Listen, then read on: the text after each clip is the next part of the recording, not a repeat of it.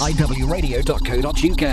Isle of Wight Radio. Can you just take us through what happened when you first discovered what had gone on? Okay, well, our manager, Kate Ball, was phoned on Easter Sunday at about 4:30 to be told that the alarm had gone off in the building, and she was called out, and she thought it would be a false alarm because obviously it was broad daylight, but what actually happened was we'd had a break-in and the entire office had been totally trashed.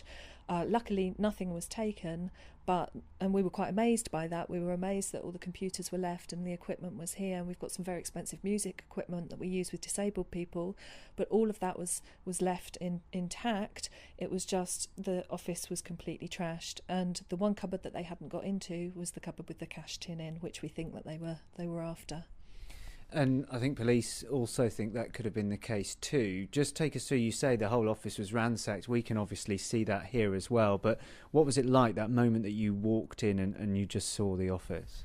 Devastating, because we work so hard to reach the most vulnerable people across the island with our work. We don't have a lot of money. Every piece of cash that we have to really fight amongst other charities across the country to raise. We're constantly fundraising, and to walk in and see that that's happened to a really small charity, it's devastating.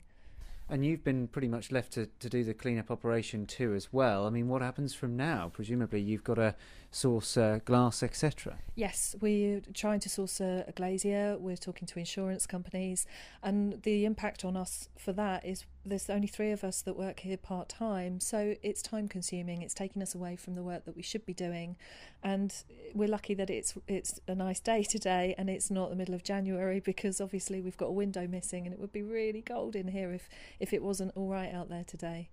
What's been the reaction as well from those people who benefit from your charity, from your organisation, and those people who volunteer as well? I think they're just really disappointed. They're disappointed that it would happen. They're shocked that it would happen in broad daylight.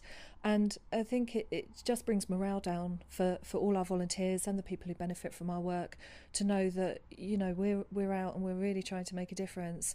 And a handful of people have come in and spoilt that for everybody, and that's really disappointing. And just finally, luckily, as you say, nothing was taken. What could have happened here? Could it have been a large sum of cash? Could it have been computers as well, like you say? I mean, what was stored in the cupboard? In the cupboard was our petty cash tin. There was probably about £200 in there, which again doesn't sound very much, but to a charity like us it's an awful lot of money. But actually we've got a keyboard that wasn't taken. We're very lucky about a musical keyboard. All our computers, they could have had £2,000 or £3,000 worth of equipment if they'd chosen to take it, but I think they were going for the easy option of cash.